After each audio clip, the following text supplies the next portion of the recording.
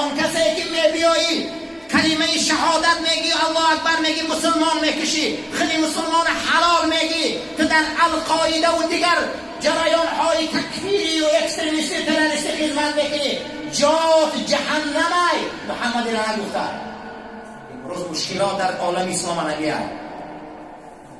برای کی خدمت میکنن؟ و چند قدر نفت کشورهای افریقایی را میبره دشمن به دست این مسلمان هایی که امروز لا اله الا الله میگن مسلمان میکشن.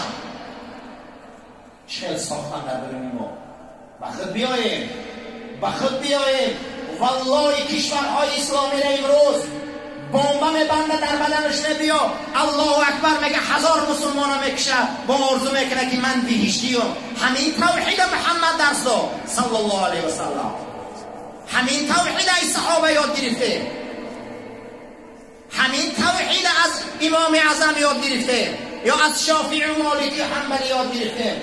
والله والله والله خیانت به این قرآن کرده استیم، با میکشه و آرزو میکنه که ما بیش میریم. ای کجا این فکر؟ این فکر کی دراوند در سری مسلمان ها؟ این فکر از کجا سرچشمه گرفت؟ بعد از آمدن این مستملکه‌داران و کشورهای اسلامی چگونه تروریسم تشکیل کردن آوردن. حسن صباح کی بود؟ با واسطه این مواد مخدر انسانها را مدهوش و مست میکرد و مسلمان کشی میبرود. بنیادگذاری از همین مکتب‌های یهودی بودن. همش اینا کیا بودن که تروریسم تشکیل کردن؟ هیچ از گفتن نمیتونه که اولین عملی تروریستی در کجا سر زد. 5000 سال پیش تحقیقاتچی و باستانشناسا اثبات کرده بودن که یک تا فرعونی را به عمل تروریستی کشته بودن. ولی اسلام نه به تروریسم بود. امروز در کبه تروریسم اسلام را بار کرده است. اکستریمیست در اسلام بار کرده است. به این جنگ انداختن شیعه و سنی مسلمانان را از علم و فرهنگ دور کردن، از مدنیت دور کردن، از دانشگاه خواندن دور کردن، از فن شیمیا و بیولوژی خواندن دور کردن. در سری مسلمان امروز در آوردن که باید یراقی را دست به تخریب زنن. این فکری سالمه که در آورد. چرا آلمانی فکر میکنه با او میرسه؟ مسلمان فکری فقط کلیدی را دست داده. این را در آورد. از آیله ها فرض شد تعلیمات آیلوی را سکنی برادران. والله سر کنه که گرش دستن. فرزنداتون در رای درست تربیت کنید، فرزنداتون در رای علم تربیت کنید، فرزنداتون به یکم آیه به قرآن و محمد آمده اقرا تربیت کنید. خیانت نکنید که جامعه های اسلامی عقیده نیستند، جامعه های اسلامی غلامش نیستند، جامعه های اسلامی آوارش نیستند. فرزندان را تعلیم و تربیت کنید. نکجامون دیگر چی با؟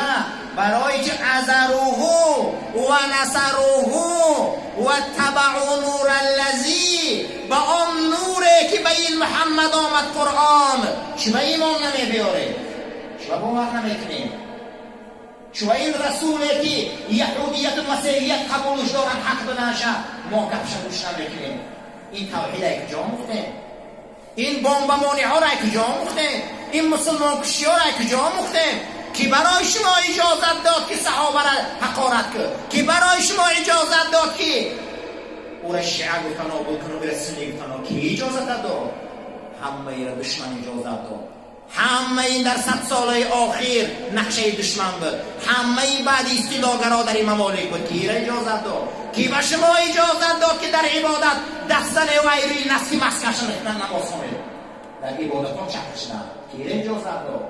کی برای تو اجازت داد که هر آینه در دعا و در تمام صدقات مسلمان چکه شود؟ کی برای تو اجازت داد که در حریم مذهب ها چکه شود؟ کی تو را اجازت داد که یک بار از اینجا میگی که من به خط زمان صحابه زندگی میکنم، برای من مذهب در کار نیست؟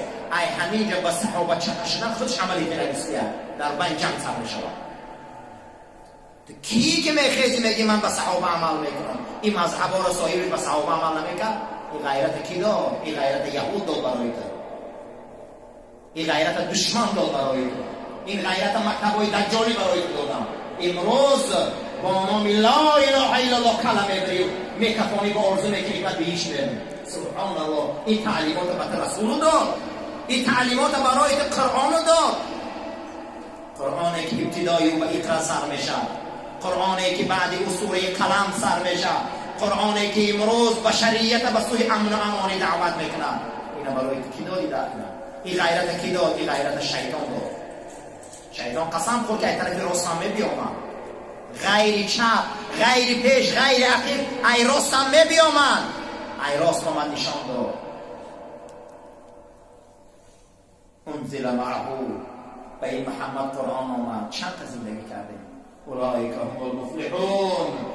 اینا در اسب نجات سوار شدیم. چند قدر اسلام یادم میکنی، چند قدر آیله در اسلام برآمده، چند قدر مسلمانی، چند قدر امروز از حرام پرهیز داری، چند قدر حرام کرده محمد حرام میدانی، چند قدر حلال کرده حلال میدانی، چند قدر میدانی.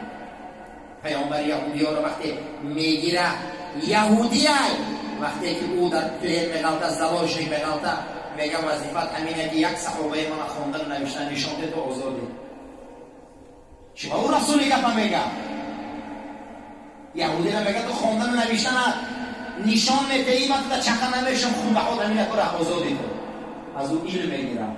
امروز ما مسلمانه که اهل کیمیا او را گردن میگیریم و میخندیم، والله جهنمی. اجازت برای کی داد؟ کی دستور برای تو داد؟ کی داد دستور؟ چقدر فکرهای بد در مسلمان هستند. این سلسله بحث ما دوام کلام داشته. الله جل